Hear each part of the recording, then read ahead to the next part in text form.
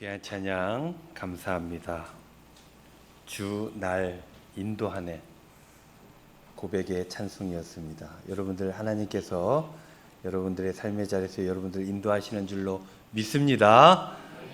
이 믿음이 있을 때 우리는 끝내 승리하게 될 줄로 믿습니다.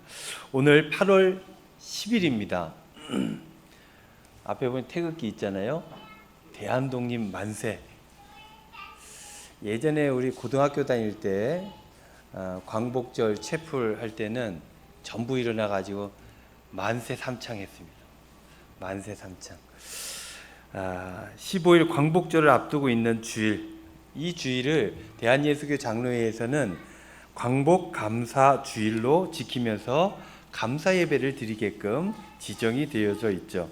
지금으로부터 115년 전 1910년 어느덧 100년이 넘었어요. 115년이라고 하는 적지 않은 시간이 흘렀습니다. 그때 당시에는 대한제국이었잖아요. 대한제국이 일본 제국의 일부로 합병되면서 나라를 뺏겨버렸죠. 주권을 상실한 것은 나라를 빼앗긴 것입니다. 그게 언제입니까? 경술련. 그때 있는 국가의 치욕이다. 그래서 우리는 그 일을 두고 경술국치다라고 얘기를 하죠. 그 이후에 34년 그러고도 11개월 2주간 일제의 불법적인 강점을 받게 되었습니다. 이때 우리는 가진 것을 뺏겼죠. 뺏기는 건 슬픈 일입니다. 저희 어머니께서 그런 얘기를 하셨어요. 어릴 때 남의 거를 뺏으면 도둑놈이고 뺏기면 등신이다. 주안점은 그거였던 거예요. 네가 남의 걸 뺏지 마라. 이게 아니라 엄마는 네가 가진 걸 누구에게 힘이 없어서 뺏기는 거 너무너무 속상하다 이 얘기예요. 그러니 싸우지는 말되 뺏기지 않는 지혜로움이 너에게 있어야 되겠다. 이런 얘기를 했던 거죠. 늘 어린 자식들을 걱정을 많이 하셨던 것 같아요. 서울에 있다가 시골로 내려가면서 이것저것 걱정하면서 그게 아직도 귀에 맴돌아요. 뺏기면 등신이다. 우리가 그런 역사가 있었다는 거예요. 그런 역사가. 땅도 빼앗기고 쌀도 빼앗기고 재산은 물론이고 이름도 빼앗기고 영혼까지 빼앗기고 우리는 그때 실질적으로 자유인이 아니라 종으로 살았던 시기가 있었던 것입니다. 이후 우리 선조들은 주권과 자유를 되찾기 위해서 헌신하며 인생을 생명을 걸었습니다. 나라를 위해서 온전한 삶을 위해 자유를 위해서 애쓰고 노력하며 이 땅에서 안 되면 해외에 만주 벌판에 가서라도 중국에 가서라도 하와이로 가서라도 이 독립을 위해서 열심히 목숨을 바쳤다라는 것입니다. 그렇게 애쓰고 노력하는 가운데 태평양 전쟁에서 패배한 일제가 무조건 항복이라는 타이틀을 걸므로 1945년 8월 15일 광복절을 맞이하게 되었습니다. 드디어 일제 치하에서 해방이 된 것입니다. 당시 한국 기독교는 굉장히 소수였어요. 2% 조금 넘었습니다. 그럼에도 불구하고 이 2% 조금 넘는 한국 기독교인들이 우리나라 전체의 정신적인 지주가 되었어요. 리더십을 가지고 있었습니다. 교회에 가가지고 출애굽기를 그렇게 많이 읽었어요. 출애굽기. 하나님께서 히브리 민족을 그 종된 땅에서 탈출시켜 주신 역사가 한반도에 일어나기를 바랬던 거예요. 그 역사 보니까 기도하니까 하나님께서 모세를 보내셔가지고 저들 전체를 이끌어내셨던 거예요. 광야에서 훈련을 받고 그렇게 가나안 땅으로 들어가서 이스라엘이라고 하는 나라를 만들었던 것입니다. 우리도 그러고 싶다. 우리도 그렇게 됐으면 좋겠다. 하나님 어떻게 해야 됩니까? 말씀 보며 기도하며 현장에서 태극기를 품고 열심히 살았다. 그때 당시에는 칼빈이 한 손에는 성경, 한 손에는 뭐예요? 한 손에는 성경, 한 손에는 신문. 그때 당시 한국교회는 한 손에는 성경, 한 손에는 태극기. 이렇게 살았던 적이 있었다라는 것입니다. 그렇게 애쓰고 노력하다가 해방을 맞이하였어요. 우리나라가 우리의 뜻대로 되었는지, 어떻게 되어진 것인지, 우리는 뭐 역사적으로 여러 가지 판단을 하지만 우린 신앙인으로서 우리가 애쓰고 노력하며 기도하는 삶의 자리에 하나님께서 은혜를 베푸셨다라고 고백하고 있는 것이에요. 그렇게 해방을 맞이한 우리나라는 민주주의라고 하는 체제를 도입했어요. 민주주의가 최고는 아니지만 최악을 피하는 길이다라고 해서 민주주의를 선택하게 된 것입니다. 그래서 나라 이름을 뭐라 그래요? 대한민국. 대한민국, 민들의 나라를 세우겠다라고 해서 이 호칭을 붙이고 국호를 붙이고 나라가 시작된 것입니다. 동아시아 사상에 보면은 우리가 인민이라고 하는 말을 많이 하잖아요. 이게 이제 인민이라는 말을 북쪽이 많이 썼기 때문에 안 좋은 말로 여겨지지만 실질적으로 동아시아 쪽에서는 많이 썼던 말입니다. 인민. 인민은 인과 민이 있는 거예요. 인은 어떤 사람이냐? 사람 인자, 인. 인은 사대부들을 얘기하는 거예요. 그 귀족 계급들을 얘기하는 거고, 민은 어떤 사람이냐? 민은 피지배 계층을 의미했다는 거예요. 그 모든 사람들을 다 합쳐서 뭐라 그래요? 인민이다 그랬습니다. 민자가 여러분들 어떻게 생겨나신 줄 아십니까? 민자, 대한민국 할 때 그 민자잖아요. 민자는 목자에서 출발했대요. 눈목자. 눈목자 같이 보이죠. 근데 뭐 하나 중간에 들어가 있잖아요. 그게 칼도자라는 거예요. 눈에 칼이 들어가 있는 게 민이다라는 그런 거예요. 학자들은 이게 정설이다라고들 이야기를 하죠. 한쪽 눈을 칼로 찔린 상태, 그게 민이라는 거예요. 왜 그렇게 되었느냐? 민들이, 그러니까는 피지배 계층들이 밀란을 일으킬까 봐 저항할 수 없도록 거리감을 상실하게 하기 위해 한쪽 눈을 찔렀다는 겁니다. 그래서 한쪽 눈만 가지고 사는 사람이 민이에요. 그 한쪽 눈만 가진 사람들은 저항하지는 못하되 생산할 수는 있죠. 가까운 건데 일을 돌볼 수 있죠. 그런 사람들이 바로 민이었다라는 것입니다. 그러한 민들, 노예, 종들, 이런 사람들이 주인이 되는 나라, 민국, 그것도 대한민국을 우리나라가 만들었던 거예요. 물론 그것이 완전하지 못했죠. 민주주의가 완전하지 못합니다. 지금 우리 K민주 해가지고 굉장히 대단하죠. 전 세계적으로. 우리나라 사람들은 또 국뽕이다 얘기할지 모르지만 대단합니다. 미국에서 시위할 때 태극기가 나올 정도예요. 그 정도로 대단한 나라가 되어져 버렸어요. 그러나 이 민주주의를 이루겠다라고 마음먹고 시작했으나 굉장히 어려웠어요. 그게 됩니까? 민들에게 권력을 주는 게 그게 쉽습니까? 그 저항 세력들이 얼마나 대단하겠습니까?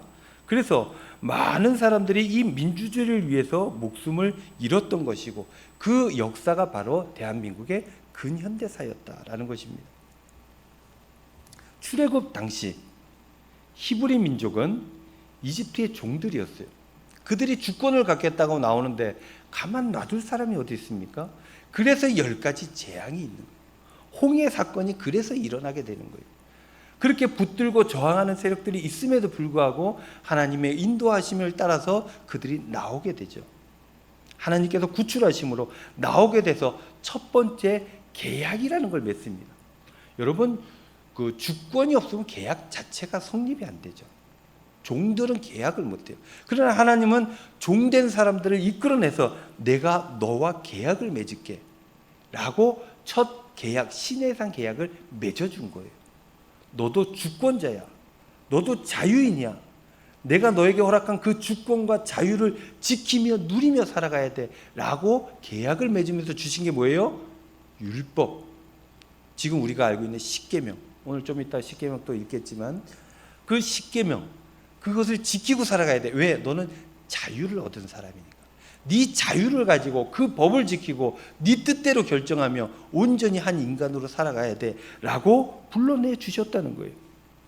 그렇게 종들이 자유를 얻게 되고 법을 얻게 되고 계약을 맺게 되고 그렇게 하나님의 인도하심을 따라서 나라까지 형성하게 된 것, 그게 바로 이스라엘이다 제가 늘 말씀드리지만 역사적으로 이스라엘이라고 하는 호칭이 붙기 시작한 것은 출애굽 이후입니다. 그 전에는 다 히브리, 용병, 종들, 주권 없이 목숨 팔아서 생명을 유지하는 사람들, 이런 사람들의 총칭 히브리 민족이었어요. 그러나 하나님을 만나고 이스라엘이라고 하는 나라를 얻게 되었다라는 것입니다. 여러분, 종들에게는 자유가 없죠. 그러나 자유인들에게는 말 그대로 자유가 있습니다. 이 스스로 결정할 수 있는 자유, 그것을 빼앗긴 것이 경술국치였고 형식적으로나마 그것을 회복한 것이 바로 광복절입니다. 그래서 우리는 그 어느 나라, 그 어느 민족보다도 이 자유가 얼마나 중요한지 온몸으로 체험한 민족입니다. 그래서 우리는 이 자유를 건드리는 사람들을 용서하지 않아요. 그것이 정권이든지 다른 나라든지. 여러분들, 우리나라 특징이 약한 나라는 욕하지 않습니다. 큰 나라들만 욕하는 거 아십니까? 여러분들, 베트남 놈들 이런 얘기 들어봤어요?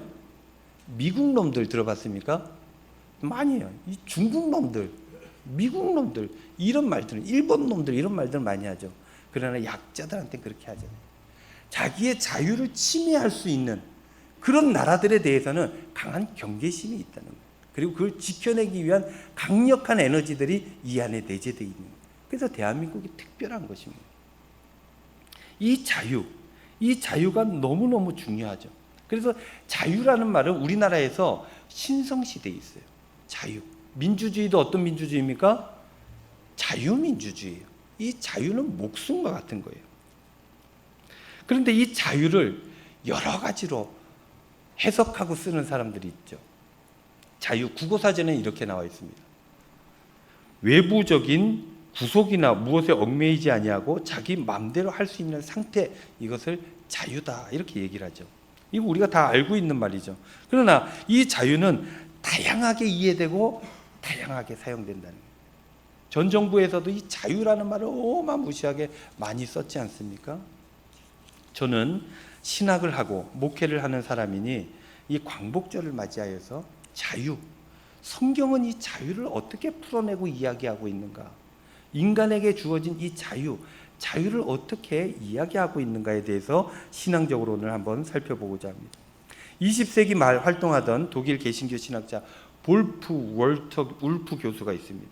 그 교수님의 주석책을 보면은 이 요나서에 대한 이야기가 나와요. 요나서 중에서도 1장에 대해서 이 자유를 주제로 풀어나가는 문구들이 많이 있습니다. 요나서 1장을 이렇게 제목을 붙여놨어요. 풀이를 할 때 거부한 메신저. 요나가 하나님의 명을 받았잖아요. 니느웨로 가라. 가서 회개를 선포하고 구원을 이야기해라. 그러니까 요나가 어떻게 해요? 싫어요. 그래서 거부한 메신저가 타이틀이에요. 근데 그 밑에 소제목에 이렇게 붙여놨어요. 여기서부터 이제 자유 이야기가 나오는 건데, 요나의 자유와 하나님의 자유.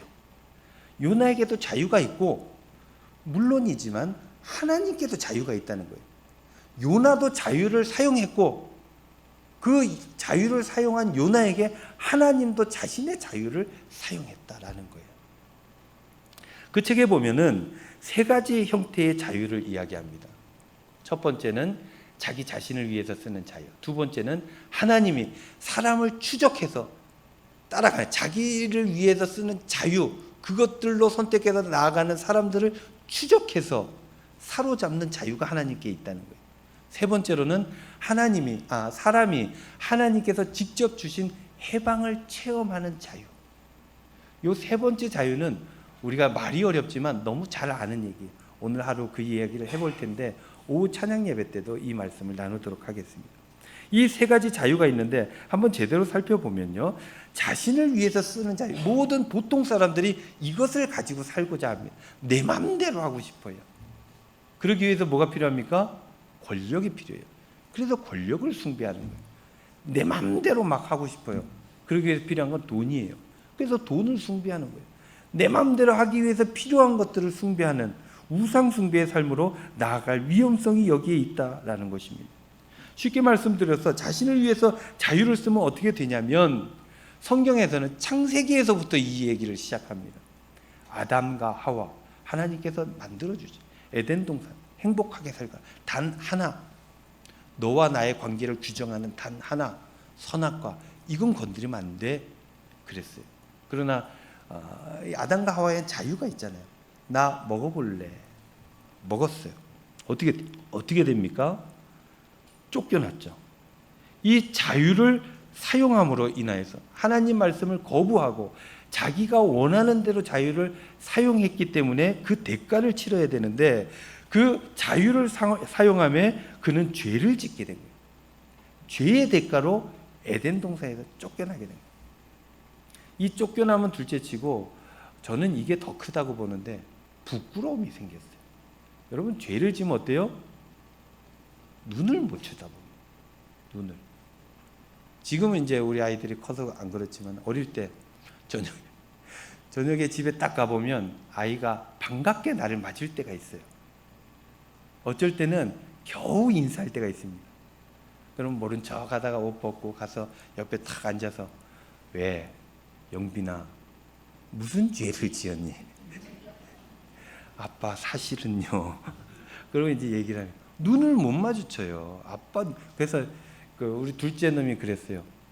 아빠를 속이고 싶은데 그게 잘 안 되는 거예요. 애를 쓰고 노력하다 포기하고 하루는 저한테 물었어요. 아빠는 눈만 보면 다 알죠. 그래 임마 너도 나중에 자식 키워봐라. 눈만 보면 다 안다. 죄를 지면 부끄러워 숨게 돼 있어요. 이게 제일 큰 인간들의 굉장히 큰 괴로움인 것 같아요. 아담과 하와는 죄를 짓고 에덴 동산에서 쫓겨난 이후에 어떻게 해요? 고단한 삶을 살아가게 됩니다. 자유는 마음대로 쓸 수 있어요. 그러나 거기엔 대가가 있고 그 대가가 잘못 쓰여진 자유의 대가는 고단합니다. 이게 공식이에요. 창세기에 그걸 우리에게 일러준 거예요. 그게 첫 번째 자유에 대한 이야기입니다. 두 번째 자유, 그것은 하나님의 자유인데요. 하나님께서 사람을 추적해서 바로잡는 자유. 사람이 무분별한 자유를 사용할 때 고통을 당하게 된다 그랬잖아요. 고통을 당하면 어떻게 돼요?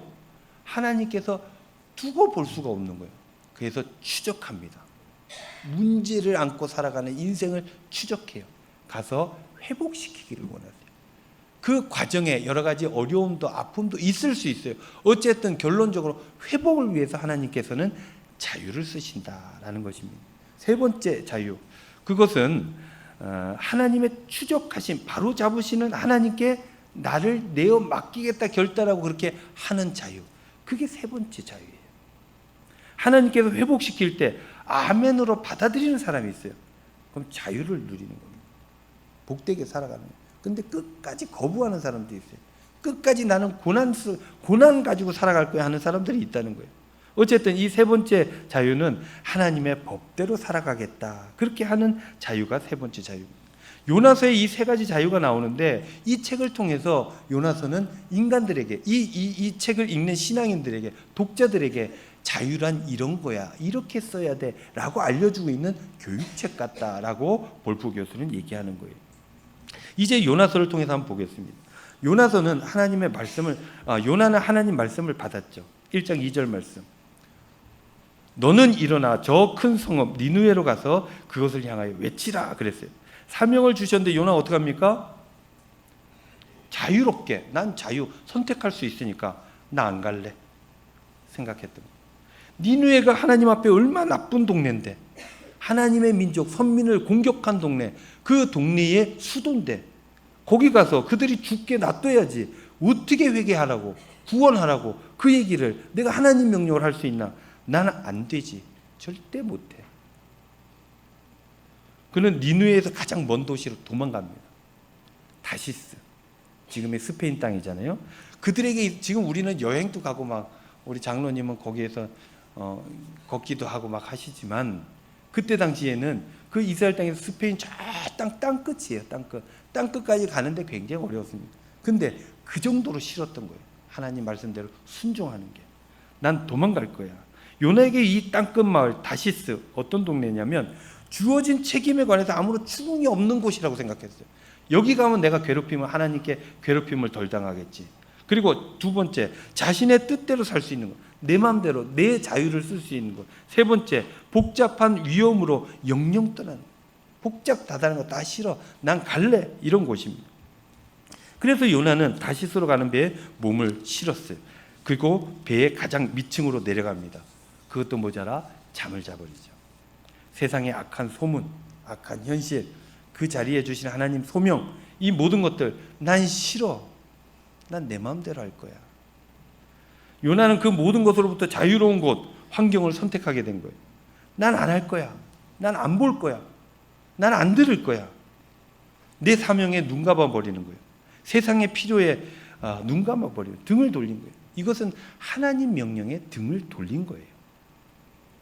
볼포 교수님은 이 부분을 보면서 현대 기독교인 같다라고 얘기를 해요.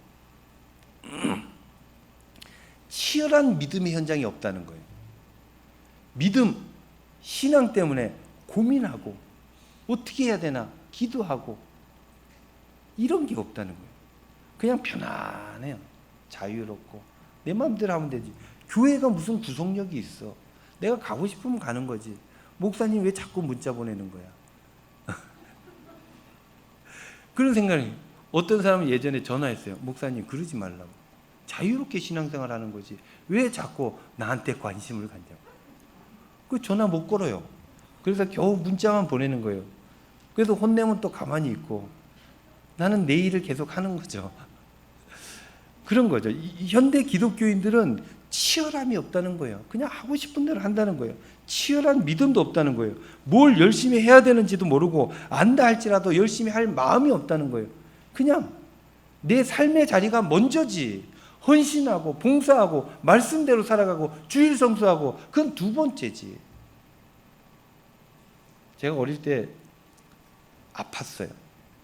잘 안 아픈 체질이에요. 근데 한 번씩 몇 년 만에 한 번씩 아파요.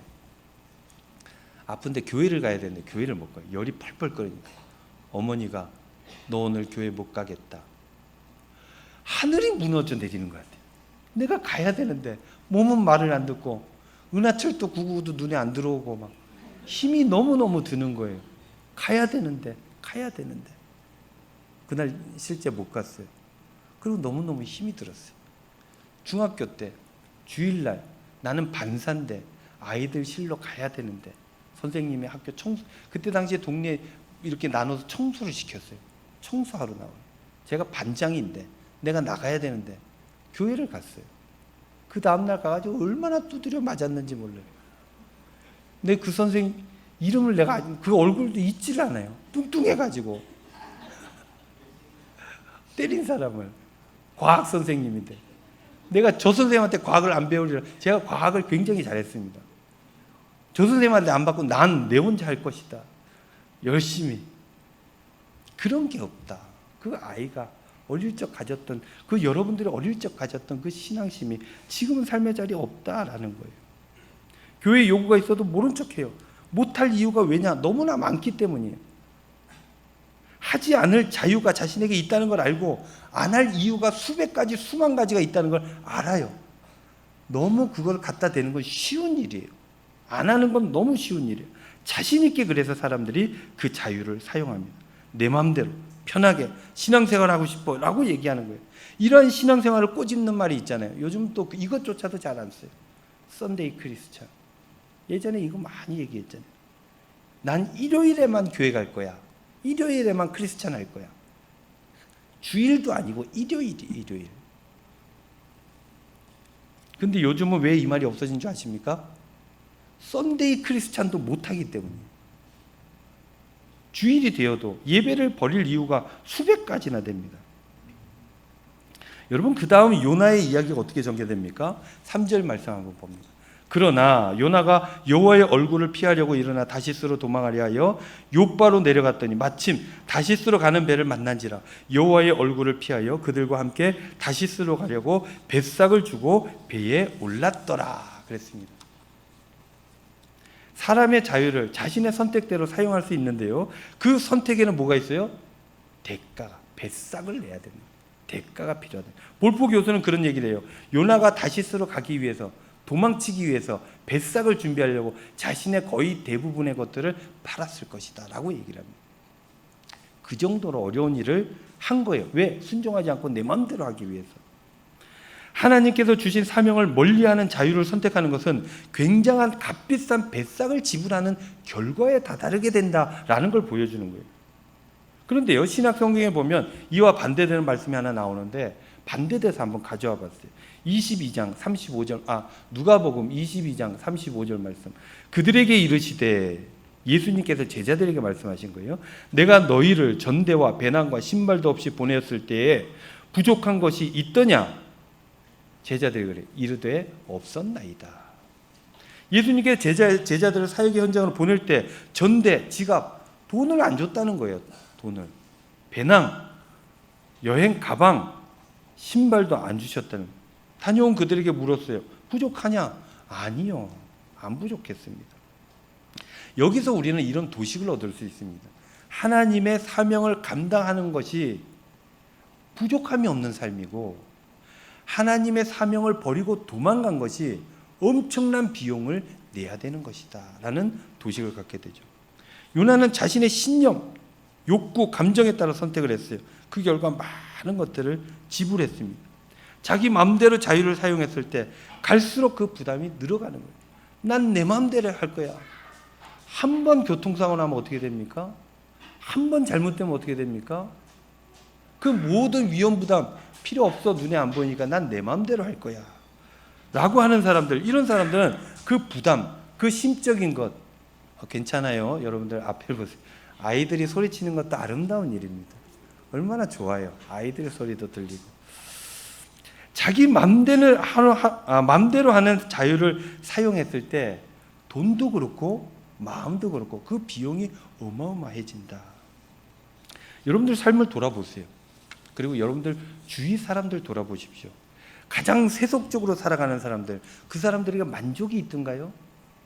만족이 없어요. 겸손한 척 보이지만 늘 쫄려 있는 거예요. 쫄려 있는 거예요. 평안이 없어요. 왜? 늘 부족하니까. 갈수록 더 부족할 것 같으니까 불안한 거예요.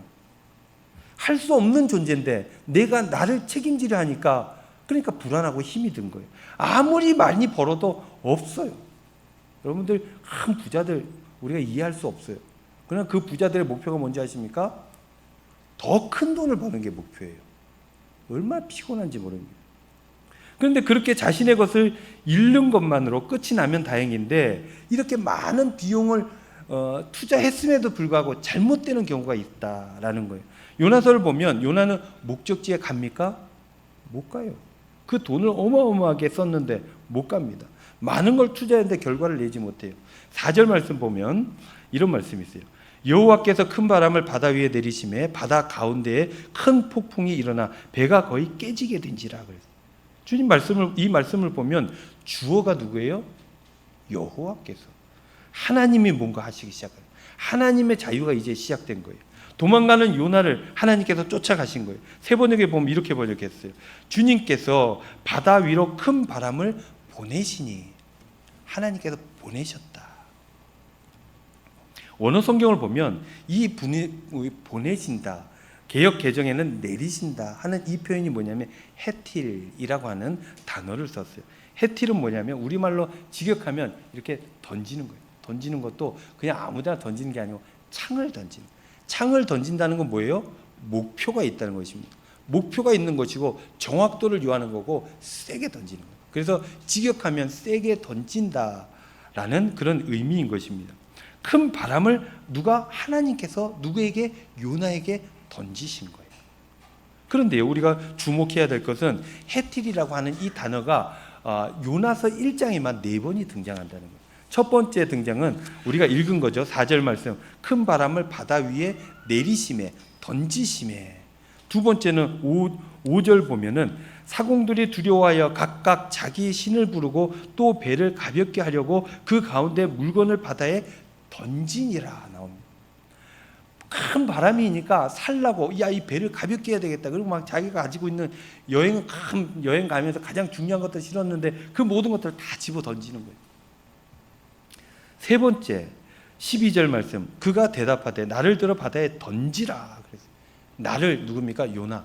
난리가 나니까 요나가 이제 드디어 겨우 깨가지고 하나님의 큰 바람 던지심에 맞아가지고 깨났어요. 깨나서 나와 보니 난리가 났어요. 아차, 이건 나 때문이구나. 나를 바다에 던지면 너희들이 살겠다. 이렇게 얘기를 하는 거예요. 나를 던져라. 15절, 요나를 들어 바다에 던짐에, 오늘 우리가 읽은 말씀이잖아요. 바다가 뛰노는 것이 곧 그친지라. 요나를 던지니까 끝났다는 거예요. 히브리어로 이 요나 1장을 읽은 사람들은 느낌이, 이게 이 라임이라 그러잖아요. 요즘 말로 연결되는 이런 것들이 연결되면서 쭉 보면 어떤 얘기로 보여지냐면, 하나님께서 큰 바람을 요나한테 던졌구나. 그리고 사람들은 하나님께서 귀한 물건들이 사람들에 의해서 바다에 던져지게끔 하셨구나. 이것도 하나님이 하신 거예요. 세 번째, 하나님께서 요나가 바다에 던져져야 된다고 사람들이 생각하게 하셨구나. 요나의 입을 통해서 얘기하잖아요. 사람들이 뭐라고 생각해요? 아, 요나 이 사람을 던져야 되겠구나 생각하게끔 누가? 하나님께서 큰 바람을 던지신 거예요. 네 번째, 하나님께서 사람들로 하여금 요나를 던지게 하셨다. 사람들이 던진 게 아니라 하나님께서 큰 바람을 보냄으로 끝내 요나를 사람들이 던지게끔 하나님이 하셨구나라고 이해해야 된다는 거예요. 그래서 볼복에서는 이 부분을 이렇게 얘기해요. 제목을 이렇게 붙입니다. 압도적인 하나님의 자유. 잘못된 동기로 선택된 자유. 쉽게 우리말로 표현하면 뭡니까? 불순종. 이거 하면 잘못된 자유는 엄청난 손해를 보게 된다는 거예요. 근데 이 손해에는 어떤 손해가 껴 있어요? 생명까지도 포함되어 있다라는 겁니다. 자기 생명뿐만 아니라 주변 사람들의 생명까지도 내 자유에 의해서 영향력을 미칠 수 있게 된다라는 거예요. 사랑하는 성도 여러분, 하나님께서는 인간에게 자유를 주셨어요. 그 자유는 하나님 뜻대로 사용해야 되는 것입니다. 그런데 그래야 온전한데 자신의 욕구와 감정으로 하나님 내게 주셨으니 다 내 거 아니야? 내 마음대로 하면 되는 거 아니야? 라고 내 마음대로 했을 때 엄청난 비용을 감당해야 된다라고 이야기하고 있는 것이 요나서다라는 거예요. 근데 요나서뿐만 아니라 성경 전체가 다 이 얘기를 하고 있어요.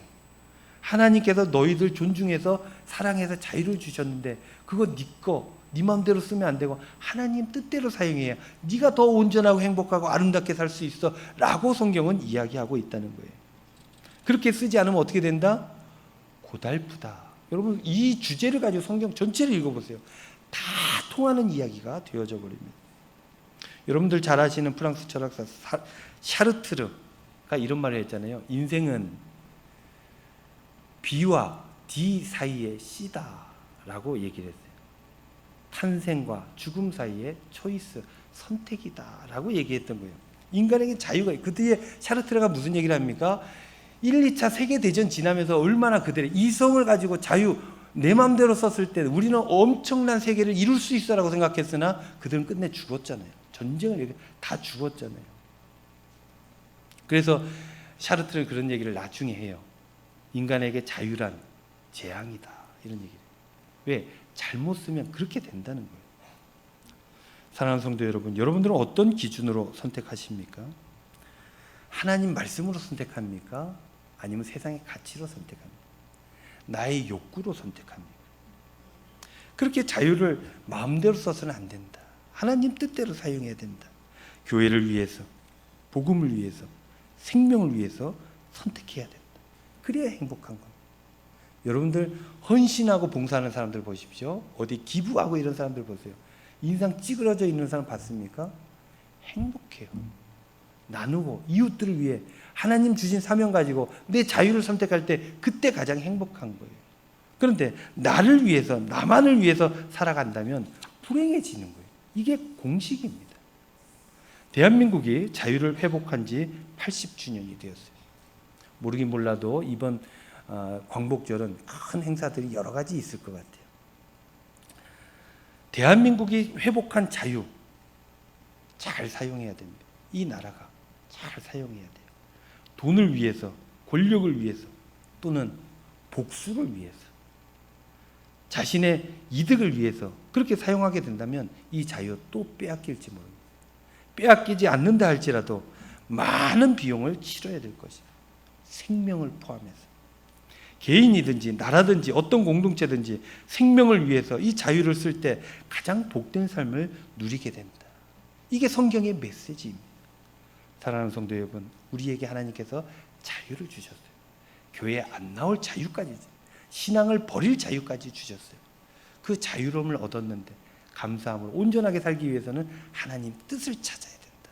이게 신앙의 길이고 성화의 단계다.